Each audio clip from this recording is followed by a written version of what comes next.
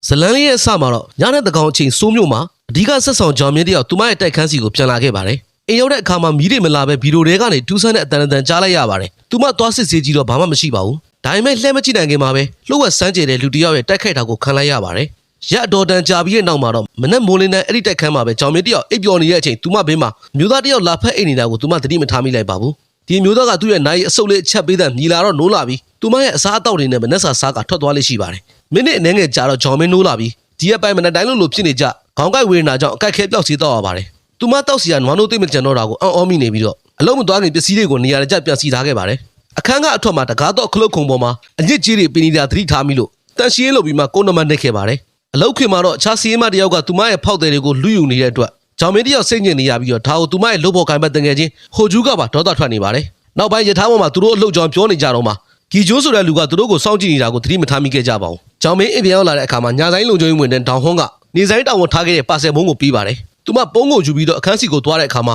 ာတကားဝက်မှာအမေဖြစ်သူကတကားဖွင့်မရလို့ပါဆယ်ကိုအောက်က reception မှာပဲထားခဲ့ကြောင်းစာကတ်ထားတာကိုတွေ့လိုက်ရပါတယ်။ဒါပေမဲ့တကားတော့ဖုန်းလေးကပွင့်နေပါတယ်။ဂျောင်မင်းကအမေဖြစ်သူကိုဖုန်းဆက်ပြီးတော့သူမကစကားဝက်ခဏခဏပြောင်းလဲရှိကြောင်းနဲ့လာမေဆိုကြုံဖုန်းဆက်ဖို့ပြောပါတယ်။တော့ဖုန်းလေးပွင့်နေတာအမေလို့သွားတာလားလို့မေးတော့အမေကမဟုတ်ဘူးလို့ညင်းပါတယ်။အေးရဝင်ပြီးတဲ့နောက်မှာဂျောင်မင်းကအပြင်ဘက်ကအတန်ကိုကြားလိုက်ရပါတယ်။တစုံတယောက်ကသူမရဲ့တကားကုတ်ကိုလိုက်နေပြီးတော့မှားနေပါတယ်။အဲ့လူကတကားကိုအကြမ်းပတမ်းဖွင့်ဖို့ကြိုးစားပေမဲ့မအောင်မြင်မဲ့ထွက်သွားပါတယ်။ဂျောင်မင်းစက်ကအနေငယ်စောင့်ပြီးမှတကားပေါက်ကနေချောင်းကြီးကတကားဖွင့်ကြည့်လိုက်တဲ့အခါမှာဈေးကြံလမ်းမှာဘယ်သူမှမရှိနေပဲနဲ့ကျမ်းပြင်ပေါ်စီးကြနေတဲ့စီးကရက်တစ်ချောင်းကိုပဲတွေ့လိုက်ရပါတယ်။သူမရဲကိုဖုန်းဆက်ပြီးတော့စီးကရက်ကနေလက်ဖို့ရယူပေးဖို့ပြောပေမဲ့တကယ်တမ်းပြစ်မှုမကျူးလို့မချင်းဘယ်နှခါပဲတဲ့နိုင်ရဲတွေကဘာမှလုပ်ပေးလို့မရကြောင်းကိုပြန်ပြောပါတယ်။ဂျောင်မင်းမှပြန်အိပ်ဖို့ကလွဲပြီးတော့တခြားရွေးချယ်စရာမရှိတော့ပါဘူး။တကယ်တမ်းအဲ့ဒီအချိန်မှာမျိုးသားတယောက်ကသူမအခန်းထဲဝင်ရေချိုးခန်းသုံးပြီးသူမဘေးမှာဝင်အိတ်သွားတာကိုတော့သူမမသိလိုက်ပါဘူး။နောက်တနေ့မနက်မှာလည်းခေါင်းကိုက်ပြီးတော့နိုးလာပြန်ပါတယ်။အလုတ်သွားကန်ကြီးနေဆိုင်လုံခြုံရေးကို CCTV ကြည့်လို့ရမလားလို့ပြီးတော့ရတယ်လို့ပြောတဲ့အတွက်ပြန်လာမှကြည့်ဖို့သဘောတူလိုက်ပါတယ်။ဒါပေမဲ့အလုတ်မသွားခင်အိမ်ပွဲစားနဲ့တွေ့ပြီးတော့တခြားတိုက်တစ်ခုကအခန်းကိုသွားကြည့်ပါတယ်။အဲ့ဒီခန်းကသူမအခန်းထက်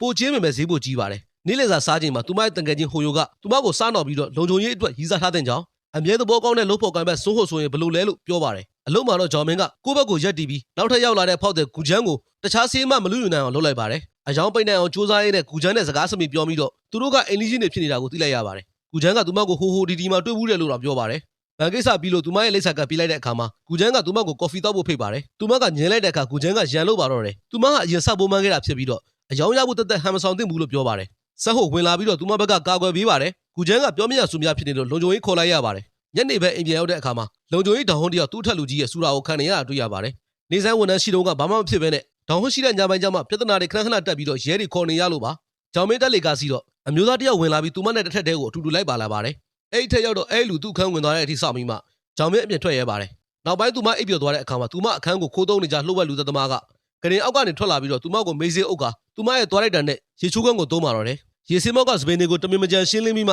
ှဂျောင်မင်းမှာဝင်လဲကအိပ်ပျော်သွားပါတယ်။နောက်တစ်နေ့အလုံးမှာမန်နေဂျာကသူမကိုရုံးခန်းခေါ်ပြီးတော့စာချုပ်တက်တန်းကုန်ပြီဖြစ်နေပေမဲ့လုပ်ရည်ကိုင်ရင်ကောင်းတဲ့အတွက်အမြဲတမ်းဝန်ထမ်းပြခတ်မယ်လို့ပြောပါတယ်။သူမကတော့လက်ရှိစိတ်မကြည်ဖြစ်နေတာမို့သိပျော်ဖို့မရပါဘူး။နောက်ပိုင်းအချိန်ပိုစင်းနေတော့မှဖုန်းနံပါတ်အစိမ်းတစ်ခုကနေဖုန်းဝင်လာပါတယ်။သူမဖုန်းမကင်ပဲလက်လူရှူထားလိုက်ပါတယ်။ကားမတိုင်မဲ့အဲ့လူထက်ခေါ်နေတော့ရုတ်တရက်ဂီဂျွန်းရောက်လာပါတယ်။ဂျောင်မင်းထွက်ပြေးဖို့ကြိုးစားပေမဲ့ဂီဂျွန်းကသူမကိုဆွဲပြီးတော့ဘာမှဖြစ်ခဲ့တဲ့ကိစ္စအတွက်ပြန်ပေးဆက်ရမယ်။တက်စီတူတူစီးရမယ်လို့ပြောပါတယ်။အဲ့ဒီအချိန်မှာစန်းဦးကကားနဲ့ရောက်လာပြီးတော့ဂီဂျွန်းကိုမောင်းထုတ်လိုက်ကဂျောင်မင်းကိုအိမ်ပြန်လိုက်ပို့ပေးပါတယ်။အခုညီလိုရဲ့အချိန်မရွေးခေါ်နိုင်ကြောင်းကိုလည်းပြောပါတယ်။သူမရဲ့အခန်းကိုပြန်ရောက်တဲ့အခါမှာမီးတွေပြတ်နေပြီးတော့တကားရှိမှလူတစ်ယောက်ရောက်နေပါတယ်။အဲ့ဒါကတော့သူမကားပေါ်မှာပြီးကြံခဲ့တဲ့ပတ်စံအိတ်လာပြီးတဲ့စန်းဟိုဖြစ်နေပါတယ်။သူမပတ်စံအိတ်ကိုယူဖို့တကားဖွင့်လိုက်တော့စန်းဟိုကမီးပြတ်နေတာမြင်ပြီးဝင်ပြင်ပေးမယ်လို့ပြောပါတယ်။မီးတွေပြန်လင်းတာတော့ဂျောင်မင်းကစန်းဟိုကိုကော်ဖီတောက်ဖို့ဖိတ်လိုက်ပါတယ်။စန်းဟိုရေချိုးခန်းဝင်နေတော့မှအိမ်ထဲကပစ္စည်းတွေအများကြီးနေရာရွေ့နေတာကိုဂျောင်မင်းသတိထားမိလိုက်ပါတယ်။စန်းဟိုကသူမရဲ့အခန်းနံပါတ်ကိုဘယ်လိုသိတာလဲလို့တွေးမိပြီးတော့ဂျောင်မင်းကကော်ဖီတောက်ဝယ်မလို့နဲ့အောက်ထပ်ဆင်းပြီးတော့ရဲစခန်းကိုဖုန်းဆက်ကအခန်းကိုလာစစ်ပေးဖို့ပြောပါတယ်။စုံနောက်လီနဲ့ရဲရရှိတယောက်ရောက်လာပြီးတော့တကားဖွင့်လိုက်တဲ့အခါမှာစန်းဟိုကတကားလက်ကင်ဖို့မှာလေဘင်းကျိုးကွင်းဆိုပြီးတေဆုံးနေတာကိုတွေ့လိုက်ရပါတယ်။ဂျောင်မင်းရဲကိုဖုန်းဆက်နေတော့မှတတိယလူတယောက်ကစန်းဟိုကိုတတ်သွားတဲ့ဆိုတာတိုက်ဆိုင်လုံးတယ်လို့ဆိုပြီးတော့ဂျောင်မင်းကိုစစ်ဆေးဖို့ရဲစခန်းခေါ်သွားပါတယ်။ရဲတွေက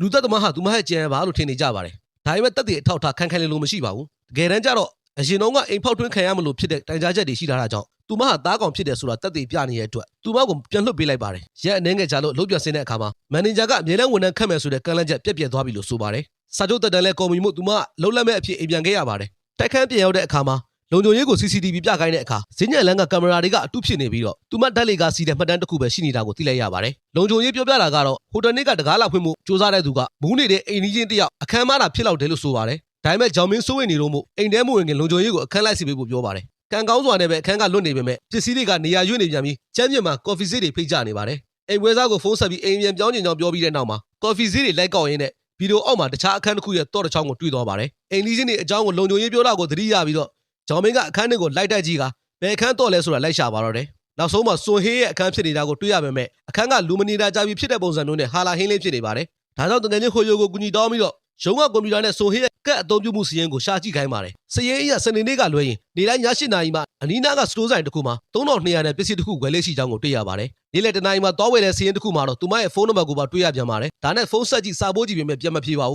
ူးဒီနေ့ကစနေနေ့ဖြစ်နေတာမို့သူတို့နှစ်ယောက်စတိုးဆိုင်ကိုတွားပြီးတော့အဲ့ဒီမိန်းကလေးများလာမလားဆိုပြီးတွားဆောင်ကြည့်ကြပါတယ်စတိုးဆိုင်မှာ3200နဲ့ယာကုဘူးရှိတာကိုတွေ့ရပေမဲ့တခြားဈေးပေါ်တဲ့ပစ္စည်းတစ်ခုပေါင်းပြီးတော့3200ဖြစ်နိုင်တာမို့တီတာပေါက်လို့တော့ပြောလို့မရပါဘူးသူတို့ခဏနားပြီးဆိုင်မှာပဲနှစ်လည်စာစားလိုက်ကြပါတယ်စားနေတော့မှပဲဟိုယိုပို့ထားတဲ့စာကိုပြန်စာဝင်လာသလိုအမျိုးသမီးတယောက်ကယာကုဘူးလာဝင်နေတာကိုမြင်လိုက်ရပါတယ်သူတို့အဲ့ဒီအမျိုးသမီးနောက်ကိုလူပြတ်တဲ့ရက်ွက်တစ်ခုထိလဲသွားကြပြီးတော့လမ်းကွာတစ်ခုကိုရောက်တော့ပါတယ်ဒါကြောင့်ဟိုယိုနဲ့ဂျောင်မင်းလန်းခွဲပြီးတော့လိုက်ရှာကြပါတယ်ဟိုယိုပြေးလိုက်သွားပြီးတော့အဲ့ဒီအမျိုးသမီးကိုဖမ်းမိပေမဲ့စွန်ဟင်းမဟုတ်နေလို့စိတ်ပြတ်သွားပါတယ်ဒီတော့တဲ့ဂျောင်မင်းကယာကုဘူးကိုစားနေတဲ့ကြောင်တော်ကောင်ကိုတွေ့သွားပါတယ်ကြောင်လေးပြင်းဝင်သွားတဲ့အဆောက်အုံတကားနောက်မှာကြည့်လိုက်တော့အဲ့ဒီယာကုဘူးကိုနဲ့အများကြီးပုံနေတာကိုတွေ့လိုက်ရပါတယ်တစုံတစ်ယောက်ကကြောင်ကိုအစာကျွေးနေတာပါသူမချံဝင်းကိုဖြတ်ပြီးအိမ်နာကတ်သွားတော့တကားတော့ကလေးတစ်ခုကသူမတက်ခန်းနာကဟာနဲ့တူတူဖြစ်နေတာကိုတွေ့လိုက်ရပါတယ်။ကိုယ်တော်မှာအမားတွေလိုက်နေကြည့်ပြီးမှသူမအခန်းကိုတရားရောက်ဝင်ဖို့ကြိုးစားတော့ကကီးဘက်ပေါ်မှာအညစ်အကြေးပင်နေတဲ့ပုံစံကိုသတိရသွားပါတယ်။ဒါနဲ့အဲ့ဒီအညစ်အကြေးပုံစံအတိုင်းကုန်းနေလိုက်တော့တကားပွင့်သွားပါတယ်။အိမ်ကအစပဲမှာလူမရှိသလိုထင်ရပေမဲ့အိတ်ခန်းထဲရောက်တဲ့အခါမှာတော့စွန်ဟင်းအစ်စ်ကိုကနေပေါ်မှာချီနှောင်ထားပြီးတော့လက်မှာဆေးပိုက်တန်းတန်းနဲ့အိပ်ပျော်နေတာကိုတွေ့လိုက်ရပါတယ်။ဂျောင်မင်းက911ကိုဖုန်းခေါ်ပေးမဲ့ဘာမှမပြောရသေးခင်မှာပဲ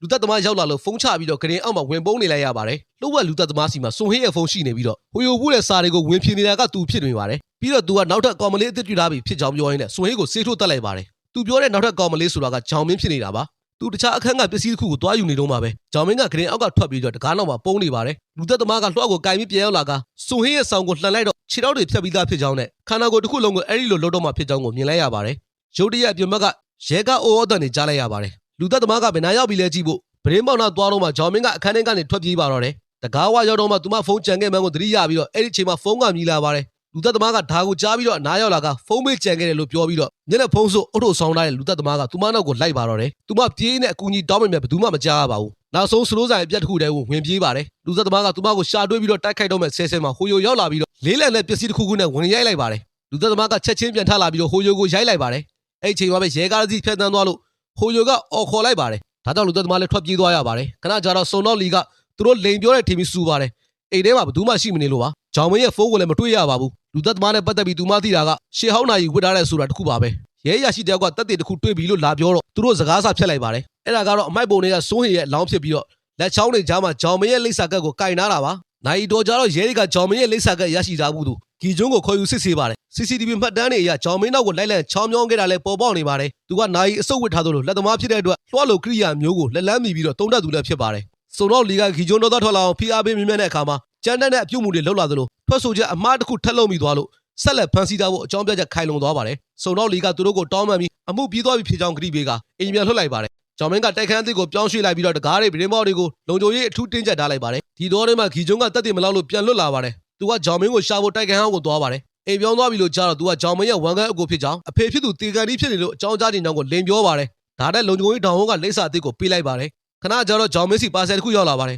်အထဲမှာလူသက်သမားအိမ်မှာကြာကြံခဲ့တဲ့ဖုန်းပါလာပြီးတော့ဖုန်းထဲမှာသူမအိပ်ပျော်နေတဲ့ပုံတွေအများကြီးရိုက်ထားတာကိုတွေ့လိုက်ရပါတယ်ပြီးတော့သူမရဲ့ဖုန်းအသစ်စီကိုဟိုယိုစီကနေဖုန်းဝင်လာပါတယ်ဖုန်းကင်လိုက်တဲ့အခါမှာတော့တငယ်ချင်းဖြစ်သူမသိအောင်အိမ်ထဲဝင်နေတဲ့လူသက်သမားရဲ့ဗီဒီယိုကိုတွေ့လိုက်ရပါတယ်ဂျောင်မင်းကတော့တော်မယူဘဲနဲ့တိုက်ခန်းကနေအမြန်ထွက်ပြေးပြီးတော့ဟိုယိုရဲ့တိုက်ခန်းစီကိုသွားပါတယ်အောက်ကလူတယောက်ထွက်လာတဲ့အချိန်မှာအဆောက်အုံနဲ့ဝင်လို့ရသွားပါတယ်ဗီဒီယိုတွေကလူသက်သမား6ထောက်တစ်ဖက်ကိုစတင်လှိဖြတ်နေတာကိုတွေ့မြင်ရပါတယ်ဂျောင်မင်းအခန်းရှိရောက်တဲ့အခါမှာတော့တကားဖွင့်မရပါဘူးဒီသက်ဆေးဘူးနဲ့တကားတော့ကိုထုခွဲနေတော့ဂီကျွန်းရောက်လာပြီးတော့ကော်ဖီတောက်ဖို့အတင်းခေါ်ကသူမကိုရိုက်နှက်ပါတော့တယ်အင်ဒီရှင်တယောက်ကအတန်နေနဲ့ဂျောင်မင်းရဲ့အော်တန်ကိုကြားသွားပါတယ်ကံကောင်းစွာနဲ့ရဲတွေရောက်လာပြီးဂီကျွန်းကိုဖမ်းချုပ်လိုက်နိုင်ပါတယ်လွတ်သွားတဲ့ဂျောင်မင်းကတကားတော့ကိုဆက်ဖြတ်ပြီးတော့အခန်းထဲဝင်တော့ဟိုယိုကဂရင်ပေါ်မှာသွေးနေလဲနေရအောင်တွေ့လိုက်ရပါတယ်အချိန်ထဲမှာပဲသူမရဲ့တိုက်ခန်းအသစ်မှာလှုပ်ဝက်လူတယောက်ကသူမထားခဲ့တဲ့နေရာမှာတော့ကိုပြန်လာထားသွားပါတ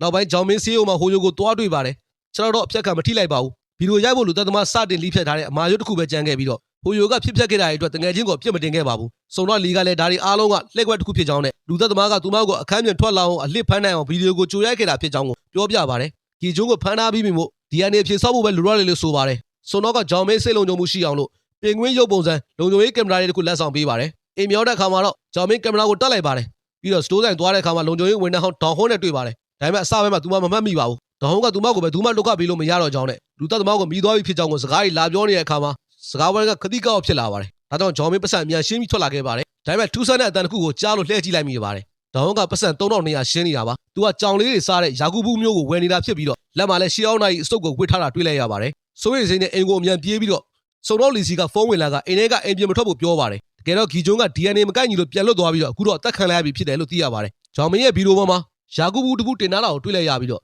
CCTV ကိုပြန်ကြည့်လိုက်တဲ့အခါမှာဒေါင်ဟွန်းအခန်းထဲဝင်လာပြီးတော့ဂရင်အောက်မှာပုံနေတာကိုသိလိုက်ရပါတယ်သူကအခုတိရှိနေတော့ဖြစ်ပြီးတော့ဂရင်အောက်ကနေလက်လန်းကသူမကိုဖမ်းဖို့လုပ်ပါတယ်ဂျောင်မင်းတကားစီပြေးထွက်ပြီးတော့ထွက်ပြေးဖို့လုပ်ပေမဲ့တကားမဖွင့်နိုင်ခင်မှာပဲဒေါင်ဟွန်းကသူမကိုရိုက်ပြီးဖမ်းလိုက်ပါတယ်နိုင်နေငယ်ကြာတော့စုံတော့လီကဒေါင်ဟွန်းသူမကိုကားနဲ့ခေါ်သွားတာ CCTV မှာမြင်ပြီးတော့လိုက်ရှာပါတယ်ခြားရဲရရှိတဲ့ကဖုန်းဆက်ပြီးတော့အရေးကြီးတဲ့သတင်းအချက်အလက်တစ်ခုပြောပြပါတယ်ဒေါင်ဟွန်းကဂီဂျွန်းအသက်ခံရပြီးတဲ့နောက်တစ်နေ့မှာအလုတ်ထွက်ပြီးပျောက်သွားတာပါသူကဟိုတယ်ဧည့်သည်တယောက်ကိုတက်တည်ရဲလို့ယူဆလို့ရတဲ့အမှုတစ်ခုကြောင့်ပိတ်လိုက်ရတဲ့ရန်ချောင်းလိန်နာကဟိုတယ်မှာလှုပ်လှုပ်ခဲ့ဘူးသူဖြစ်နေပါတယ်ဒေါင်ဟွန်းကအဲ့ဒီမှုဖြစ်ပြီးတိတ်မကြခင်မှာစိုးကိုပြောင်းလာခဲ့ပြီးတော့ဂျောင်မင်းရဲ့တိုက်ဟောင်းမှာလှုပ်လှုပ်ခဲ့တာဖြစ်ကအဲ့ဒီတိုက်မှာလည်းမဖော်ထုတ်နိုင်သေးတဲ့လူသက်မှုတစ်ခုရှိခဲ့ဘူးပါတယ်ဒီတော့ထဲမှာဂျောင်မင်းကအခန်းစိမ်းတစ်ခုမှာသတိရလာပြီးတော့ဒေါင်ဟွန်းကသူမရဲ့ဖေးနားမှာလာလဲနေတာတွေ့ရပါတယ်သူကဂျောင်မင်းအခန်းကပစ္စည်းအချို့ကိုတဲလာသလိုသူမကိုတက်တောင့်တက်တာရှိစေခြင်းလို့ဆိုပြီးတော့ရဖို့အင်ဂျီကိုတော့လဲပေးထားပါသေးတယ်သူမကိုဆေးခတ်ထားပြီးတော့လက်မှာလည်းဆေးပိုက်ထမ်းထမ်းလည်းဖြစ်နေပါတယ်စတိုးဆိုင်မှာတော့သူမမမှတ်မိလို့ဒေါင်ဟွန်းကစိတ်ဆိုးနေပါတယ်တကားပွင့်နေလို့ကြိုက်တဲ့ချိန်ထွက်သွားလို့ရတယ်လို့ပြောပါတယ်ဒါပေမဲ့ထွက်သွားရင်တော့သူမရဲ့ခြေလက်တွေကိုဖျက်ပြေးရလိမ့်မယ်လို့ဆိုပါတယ်သူမရုတ်တရက်ချောင်းတွေဆိုးလာတော့ဒေါင်ဟွန်းကခေါင်းလာပို့ပေးပါတယ်